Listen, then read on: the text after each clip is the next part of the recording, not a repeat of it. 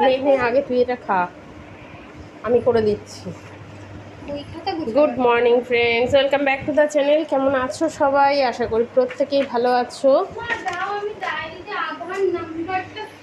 High high, আধার card তো xerox করে দিলাম। প্রত্যেকেই ভালো আছো আর আমরাও ভালো আছি। আজ থেকে মেয়ে স্কুল যাচ্ছে, তো অলরেডি যুদ্ধ আমার শুরু।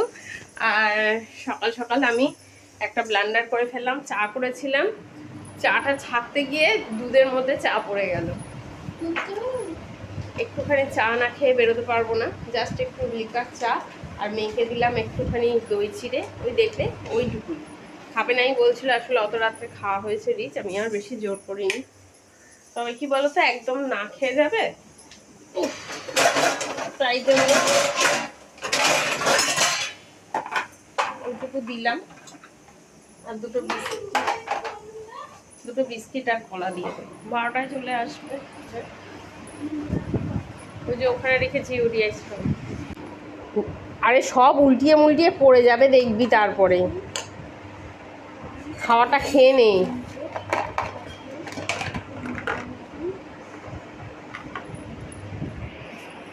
আর লিও ঘুম থেকে উঠে পড়েছে আজকে। মেয়ে স্কুলে দিয়ে এলাম, তারপরে তোমাদের দাদা বেরোলো। তারপরেই আমি বাড়ি এসে টুকটাক কিছু রান্নার কাজ সেরে আবার আমি গেছিলাম স্কুলে। আর আজকে স্কুল থেকে তাড়াতাড়ি এসেছি, কারণ আজকে স্কুল পুরোটা হয়নি, আজকে থেকে ছুটি দিয়ে দেওয়া হয়েছে। আর ছুটি আসলে গরমের জন্য ছুটি দিয়ে দেওয়া হয়েছে। এখনও ছুটি পড়ার টাইম হয়েছিল না, কিন্তু গরমের পরিমাণ এত বেড়ে গেছে যে না ছুটি দিলেই হচ্ছে না।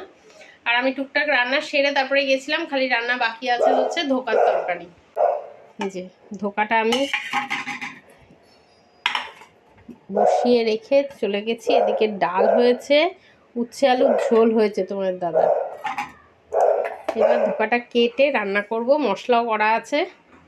কি হয়েছে? যা গরম।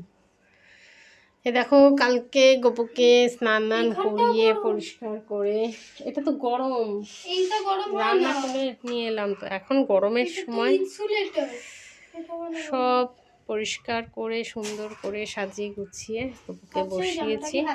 আর এই জামাটা, হ্যাঁ এখন তো জামাগুলোই এরকম, নতুন গোপালের জামাগুলো বেরিয়েছে, মানে সব সাইজের গোপালকেই পরাতে পারবে। আমি তো আরেকটু বড় সাইজের জামা পরাই, কিন্তু এখন জামাগুলো না এর থেকে বেশি বড় খুব একটা পাওয়া যাচ্ছে না। ও হ্যাঁ, ঘটে দিয়ে রাখবো। দেখো কেমন লাগছে কপুকে। আগে প্রসাদটা খেয়ে নে নাকি পরে খাবে?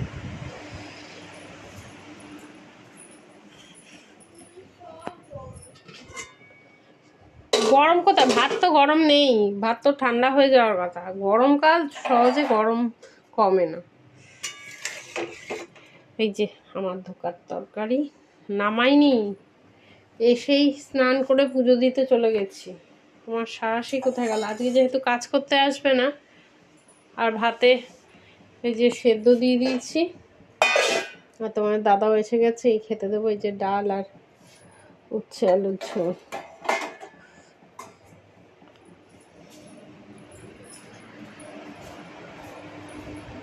ভাত তো গরম নেই দুষ্টু, খালি সেদ্ধগুলো গরম। সেদ্ধটা তো ভাতে দিইনি। নিয়েছিস নুন?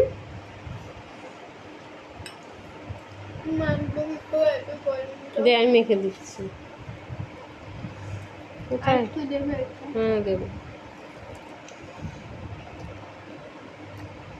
বাজে 7:30 আর আজকে আমার পড়ানো হয়ে গেছে। মেলা বলে অর্ধেক পড়তে আসেনি। তো যাই হোক, যে কটা এসেছিলো তাড়াতাড়ি পড়ানো হয়ে গেছে, ছেড়েও দিয়েছি।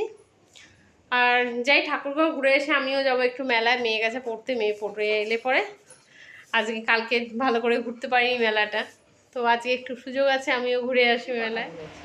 ওদিকে লাইট অফ কর, এখানে পাখা অফ কর। চলো ঘুরে আসি মেলা থেকে। না না, খুব সুন্দর লাগছে। চলো, লিওকে খাইয়ে একদম উপরে রেখে এলাম। ছোটবেলা থেকে এই মেলাটায় আসছি, আর প্রতি বছরই আসি, দেখি। আর এই মেলা কিন্তু আগে মানে 15 দিন থেকে 1 মাস পর্যন্ত এই মেলাটা থাকতো। এখন দিনে দিনে মেলার পরিমাণ দিন সংখ্যা কমে যাচ্ছে। মানুষ যায় ঠিক কথা, ভিড় খুবই হয়, কিন্তু হয়তো বিক্রি বাট্টা সেরকম হয় না, যার ফলে কিনা এখন কিন্তু সময় অনেক কমিয়ে দিয়েছে। কিন্তু এবছর আমার মেয়ের কিন্তু চুড়ি কেনার খুব শখ হয়েছে, তো চুড়ি কিনতে এসেছিলাম। এই সমস্ত চুড়িগুলো কিন্তু আমরা ছোটোবেলায় খুব পরেছি। হ্যাঁ, মাঝে বহু বছর চুড়ি পরার রেওয়াজটা কিন্তু কমেই গিয়েছিলো বলতে পারো। তো এবছর দেখছি আবার খুব চুড়ি পরার রেওয়াজ উঠেছে, বড় বড় কানের পরার। তো সেইগুলো মেলাতে খুব দেখছিলাম এবছর। মন্দিরের সামনে পিছনে দুদিকে দুটো মাঠ আছে আমাদের।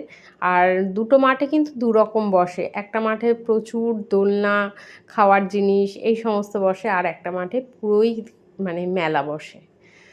আর ফেরার পথে এত গরম, একটু আইসক্রিম না খেলে ভালো লাগছিল না। আর মায়ের মন্দিরটা আজকে ফাঁকা, দেখতে খুবই খারাপ লাগছিল, মনটা কেমন লাগছিল। তো দেখলাম একটু তোমাদের সাথেও শেয়ার করলাম। এখানটা এই বেদিতেই বসে মাকে পুজো করা হয় আর কি। আর ফেরার পথে একটু মেলা থেকে বাদাম কেনা হবে না, সেটা কি আর হয়? তো একটু চিনে বাদাম, গরম গরম বাদাম ভাজা কিনে মেয়ে আর আমি, এই মিষ্টি গজা পাওয়া যায়, এই গজাটা কিন্তু মেলায় খেতে বেশ ভালো লাগে। সেই গজা খেতে খেতেই বাড়ির দিকে রওনা দিলাম। কিন্তু ফেরার পথে একটু মার বাড়িতে গেছিলাম, কারণ গাড়ি নিয়ে এসেছিলাম, গাড়িটা মেলায় এখানে রাখার মতো জায়গা ছিল না, তো ওই জন্য মার বাড়িতে রেখেছিলাম। তো ওই জন্যই মার বাড়িতে একটু ঢুকেছিলাম। আর দেখো এখানে বসে আমাদের কথা হচ্ছিল আর কি, কত রকম মেলাতে কি দেখেছে সেই নিয়েই মেয়ে সমস্ত কিছু কথা বলছিল। আর বাবা দেখো গরমে কি অবস্থা। তো যাই হোক, চলো, রাত অনেকই হয়ে গেছে, 10:30 বাজে। আর দেরি করব না, কিন্তু বাড়ি গিয়ে কিন্তু অনেক কাজ আছে। কাজ বলতে পরের দিনের মানে সকালের কিছু গুছগাছ সেরে রাখি, যার ফলে কিনা একটু কাজ থাকে। মেলায় গেলে না টুকটাক অপ্রয়োজনীয় অনেক পয়সা খরচা হয়, কিন্তু তবুও মনে হয় কিনি, এটা কিনি ওটা কিনি। আবার এসছিস তুই এই গরমের মধ্যে? মেয়ে গেছে ঠাকুর ঘরে এই এতক্ষণে। আর আমার ছাত্রীর বাড়ি থেকে প্রসাদ দিয়ে গেছিলো ওরা, বাপ মেয়ে খিচুড়ি ওরা খেয়েছে, আমি খেয়েছি 1 চামচ মতো। আর মেলা থেকে টুকটাক জিনিস খাওয়া হয়েছে। তারপরে সন্ধ্যেবেলা চপ এনেছিলাম, ওরা খেয়েছে, আমি খাইনি, তার কারণ সোমবার দিন আমি খাই না, কারণ ওই কড়াইতেই তো সব রকম চপ ভাজে, যার ফলে কিনা আমি খাই না। ওরা চপ মুড়ি এসব খেয়েছে, ওই জন্য। আর মেয়েও কিছু খাবে না, না ওই কড়াইয়ের মধ্যে মাংসের চপ ভাজে, ডিমের চপ ভাজে, ওই জন্য আমি খাইনি। তো আমি ভাবলাম দুটো লুচি ভেজে নিই, ময়দা মাখা রয়েছে। ফিলারটা খারাপ না, ভালোই। হ্যাঁ খা, ভরে রেখেছি। বাবা কিনে দেবে বলেছে একটা এই বোতল। তো চলো টাটা, আজকের মতো ব্লগটা এখানেই শেষ করে দিচ্ছি। কাল আবার দেখা হবে, অনেক রাত হয়ে গেছে, আজকে ভিডিওটা এখনো ছাড়তে পারিনি তোমাদের। হ্যাঁ চলো টাটা, গুড নাইট।